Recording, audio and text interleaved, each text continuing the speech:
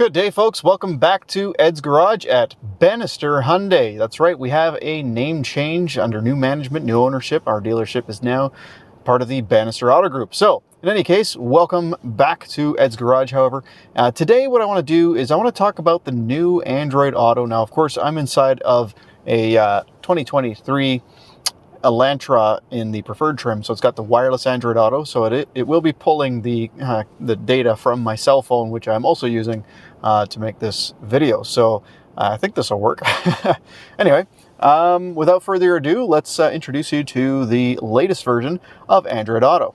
All right, so this is how Android Auto first shows up. So once you've got it connected up, now by the way guys, if your vehicle is equipped with wireless Android Auto and your cell phone is capable of that as well, basically just go into your Bluetooth connection settings, and when you connect, it'll ask you if you want to use Android Auto wirelessly as well. If your vehicle is not equipped with Android Auto wirelessly, then you'll need to plug your phone in on the Elantra. It's right down here on this USB port. Pretty simple. However, this is what it comes up as, whether or not you go wireless or wired. This will be the first screen that you see. Now, obviously yours will look a little bit different. You probably don't live the same place that I do, I'm guessing. And you can see you got the map on the left-hand side here. We're going to talk about that a little bit. And of course, you have some quick access icons along the bottom. On the bottom left-hand corner, you've got the apps screen. So if you click that, or tap that rather, it shows you all of the apps that are on your phone that are capable of being used with Android Auto. There are quite a few. And as a matter of fact, if you search the Play Store, you'll actually find there's a section dedicated to specifically apps that work with Android Auto. So I'm going to run through some of those things, and we'll cover as much as we can here in a shorter period of time. I don't want to make this video too crazy long, but anyway, this button right here, this is your voice assistant. So that's the Google voice assistant, of course. That's the same as hitting the voice recognition button on the steering wheel in this vehicle. On some vehicles, in order to access the Android assistant, you need to hold the voice recognition button because the vehicle will have its own built-in voice recognition when you press and release. So keep that in mind. On this one, we simply just press and release right here. Or, of course, as I mentioned, you can just hit the microphone button right there. And I like how they keep the same sort of Google colors even on the icon for the microphone. Now, cool thing with the new Android Auto is that it's capable of doing sort of a split screen multi-view, and it depends on the size of the screen. This particular one is an 8-inch screen, so it's able to put, the map on the left and some other things on the right-hand side here. So we've got recent directions, and then we've got current music that we can shuffle through, and there's a couple other things here as well. If I slide this open, it gives me the access to quickly hit play or next song or previous song, and then sliding it back to the left kind of brings up an option for shuffling. Now, this looks different sometimes if you just recently started playing music, or if you're already navigating somewhere, which you'll show you in a minute here, but this part of it won't actually be there, and the music will take up the whole screen. And again, it depends on the app that you're using for music. I'm just using VLC Media Player at the moment, so that's what it's put up there as well. On the bottom right-hand corner of the screen, you can see we've got our current connection information. So we're on LTE network here, and it's currently 156, and it also shows me my battery level there as well for my cell phone. And you can also notice now the map options or the navigation options are gone, and we're just looking at the VLC screen. All right, so let's go to the, we'll start with the map here. We're gonna just bring that up full screen simply by tapping the map. You can also tap the icon for the map here, which is, of course, the Google Maps. And the other mapping software that works in here, of course, is Waze. So that's pretty cool. So you can kind of choose between the two. And if you have an EV, you can also actually access your PlugShare to find charging stations. So I use this on my EV a lot, and it's pretty cool. So once we allow that on the phone, it'll come up in here as well. We'll get to that in a little bit later, but as I mentioned, we'll start with the map here. And you can see I can just tap the home button there, and it'll take me to my home address. But I'm not going to do that because I don't need all you guys knowing exactly where I live. So for now, I'm just going to hit the one for Noel Park, which is fairly close by. And you can see it automatically pops up with the navigation directions for that park. Now what's neat with Android Auto is that it shows you those similar ETAs, and if you see a little leaf there, that means that it might actually be a more economical route to take. Now, things you can do on the map screen, you'll notice here on the screen, if I tap it, we have plus and minus. That's to zoom in and out. You also have the little compass here, and if you tap the compass, it switches to north upwards on a sort of a two-dimensional screen. If I tap it again, it's our total overview. That's new. And then we also have perspective, so it's more like a three-dimensional image. And then, of course, we can zoom in and zoom out, and you can also use the two-finger pinch and spread here to zoom. Now, if you wanted to use the other ETA, you could just tap it on the screen there and immediately it changes the route. What that's really nice for is if you see some traffic up ahead and you know that there's an alternate route, you can quickly tap the alternate route and it just, immediately switches to that route. So that's pretty cool. If you've moved the map around, you want to get back to the center there. It's pretty simple. You just hit reset to center. And on the left-hand side here, you can see we've got our cancel route. So we're going to tap that. We also had some options there. We'll bring that back up here. So you have right here, we tap that screen. That's basically the alternate route screen. So it allows you to choose another route. Right up here is another settings button. If I tap that, we can also tell it to avoid highways, tolls, and ferries. And we'll just back out of there and close that off. And we also have a search button here, so you can search along the route, which is pretty cool. So if you want to add a stop between here and where you're getting, you can actually just do that. You can do that by voice as well. As a matter of fact, you can even just hit the voice recognition and just say, navigate to wherever, and it'll add it as a stop. In the stops, add stops here, you can go to recent. I have to blur that out because that's my home address. We can go to categories. You can pick a restaurant or a gas station or something like that. And of course, saved addresses and favorites and stuff. So pretty cool, lots of customization there. If you hit this little icon right here, it basically just goes back to the place you're navigating to. You'll probably never need to hit that button, but that's what that does. Hitting the settings button here, you can see we can add traffic information, which is nice. We can add a satellite view, so it changes the map to basically a top-down bird's eye view, satellite view. Oh, look at that. I'm getting a phone call here, so I'm going to go ahead and stop video and answer it by hitting answer there, or I can also hit answer on the button there. All right, we'll be back. All right, and then down here we have guidance audio. So the guidance audio basically can be muted, and what that is it's the audio that plays back when it, we have a turn coming up or whatever. It'll say, take the next right 800 meters or whatnot. You can have it completely muted like I do because I just kind of glance over at the screen. If I don't know the area, then I'll unmute it, but you can also have it on alerts only. So basically, just the turns coming up, so not other things. Like the nice thing about unmuting everything is that when you have it on unmuted everything, if it suddenly decides it wants to change the direction because it's detected that there's an accident up ahead, it'll actually just say, Google has detected or has provided a faster route, and you can choose whether or not you want to use it. So that unmutes everything. Alerts only is just your actual turn by turn, and then mute just mutes everything. Okay, and then right here you also have play test sound. If you want to actually adjust the volume of it, you can hit that, and it plays a test sound. Voice guidance. Use your car's volume controls. To adjust the volume of the voice guidance, use your car's volume controls. So yeah, pretty neat. It gives you the option, so you don't have to wait for it to say something to change the volume. Under route options, that's that same thing we saw earlier, so we can do that even while not navigating. It's just one of the settings we can change. And that's pretty much it for the settings there for the map. So keep in mind that is just the map settings. And of course, if you do go split screen, it still shows you the map on the left side here. So now I'm going to give you an example of some of the things that you can say to Google in order to start the navigation procedure, because on traditional, mapping systems, mapping software, you would have to speak in a very specific way for the system to understand you. Well, it's not so on Google. Because Google is basic AI, it can kind of, extrapolate what you're talking about regardless of how you put it. So what I mean is this. Let's say we want to navigate to the Walmart in White Rock, British Columbia. So all I would need to do, hit the voice recognition either here or on the steering wheel. Navigate to Walmart in White Rock. Navigating to Walmart Supercenter. And there it goes. So it's already figured out exactly where it is using Google. It's looked it up to figure out exactly what the address is, whatnot. So that's one way. Now let's do it again, but we'll speak it out differently. Get me directions to the White Rock Walmart. Walmart Supercenter is 1 hour, 4 minutes from your location by car in light traffic. All right, so there it goes again. It's given me a bit more information this time just based on how I spoke it out, which is kind of funny. But again, I could just tap here and it starts navigating to the exact same Walmart. All right, we'll try one more. Take me to Walmart in White Rock. Navigating to Walmart. There we go. Center. So basically, yeah, you can say it in multiple different ways. I'm sure there's other ways. Those are the three I can think of off the top of my head. So that's pretty cool, right? I mean, you can navigate simply by voice, speaking naturally, and it's really, really good at picking it up and understanding it and then, you know, setting up those directions.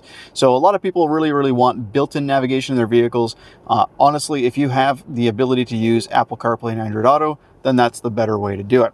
I just got a text message from a coworker. When you're free, can you help me figure out this?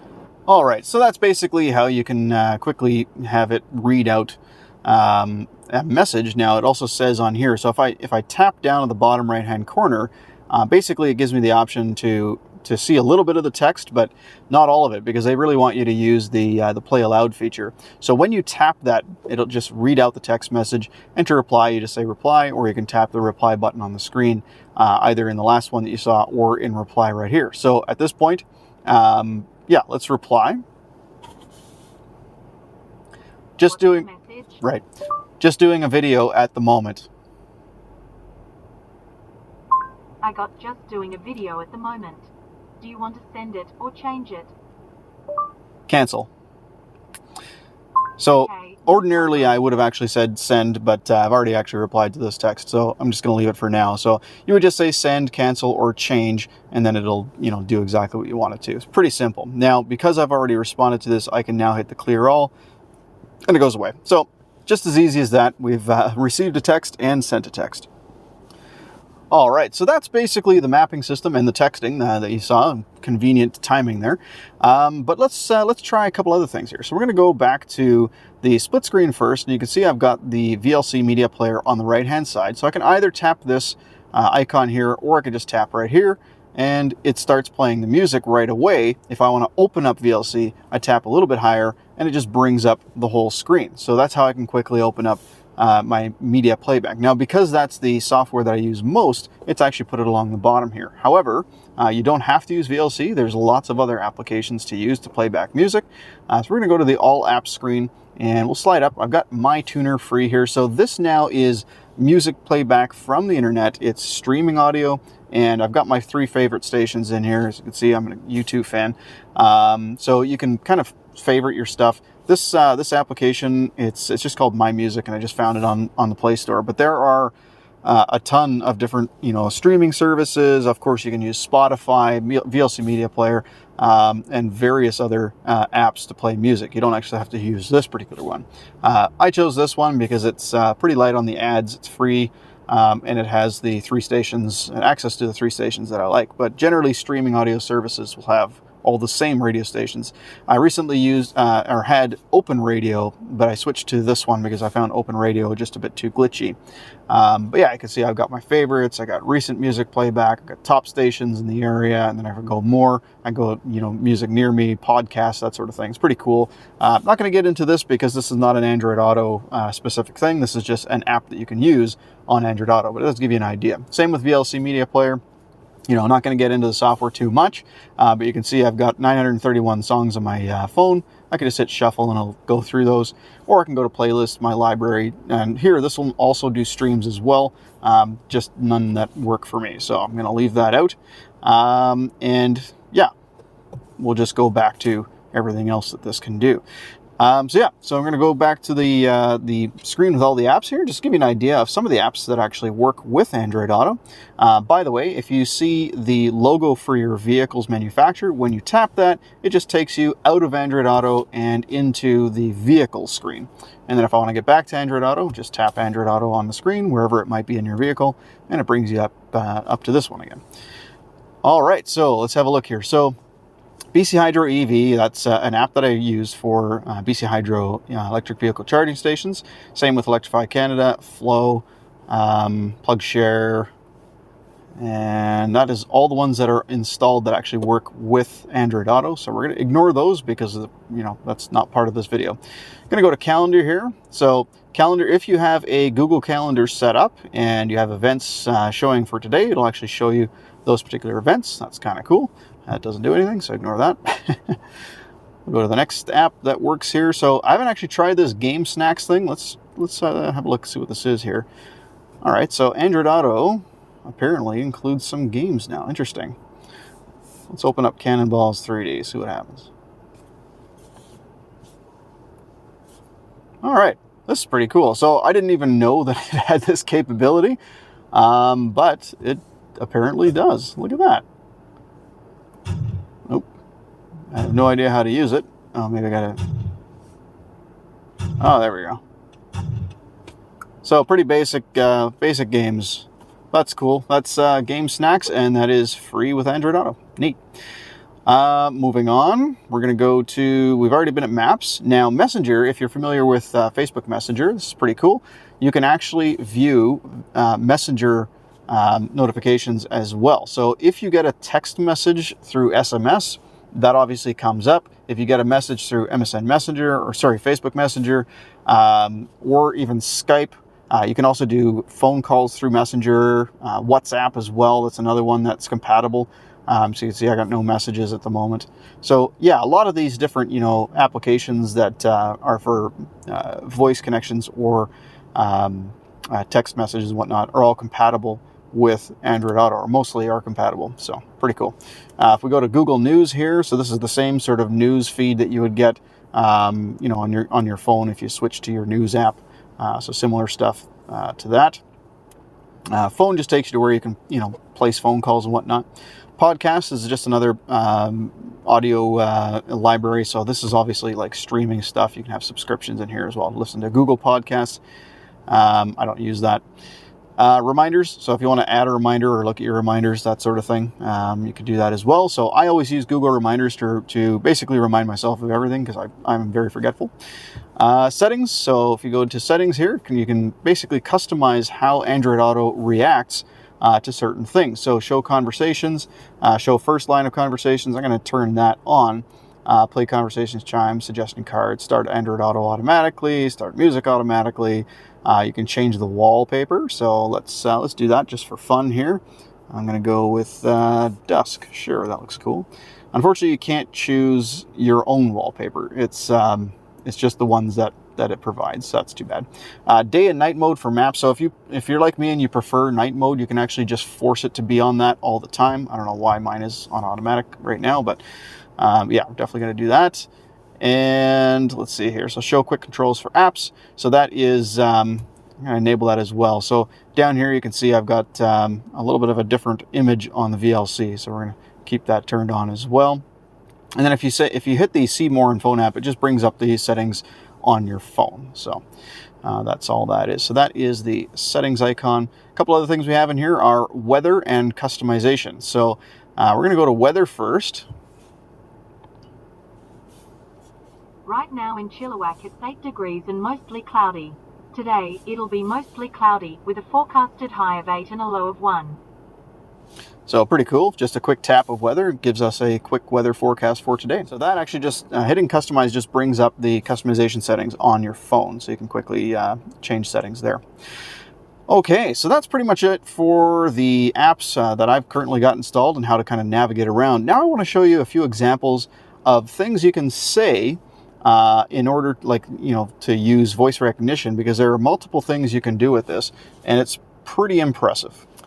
All right, so to use the voice recognition, I'm just going to continue to hit the button on the steering wheel, and if anything shows up on the screen, I'll point the camera at it. I'm going to turn it up here so you can actually hear what it's saying, and we'll try a few things out. Send a text to Alec.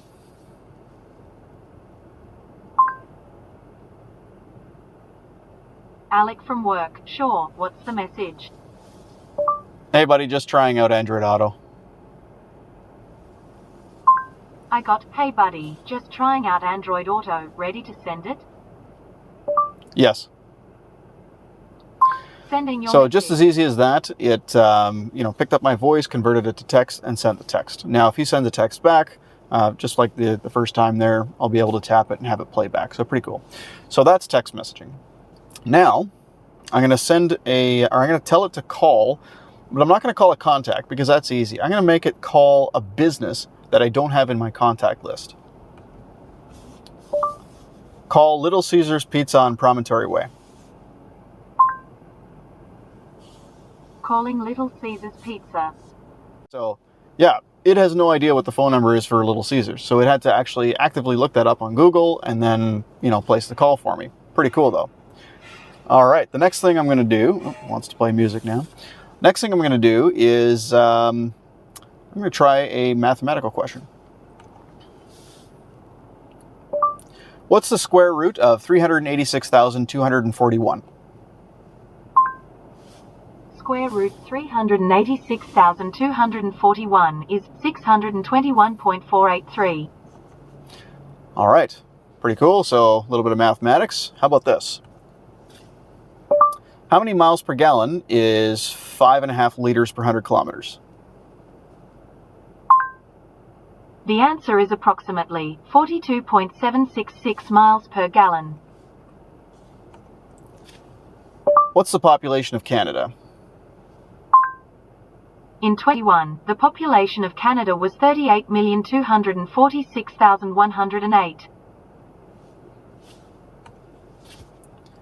Are there any traffic jams between here and Surrey, BC?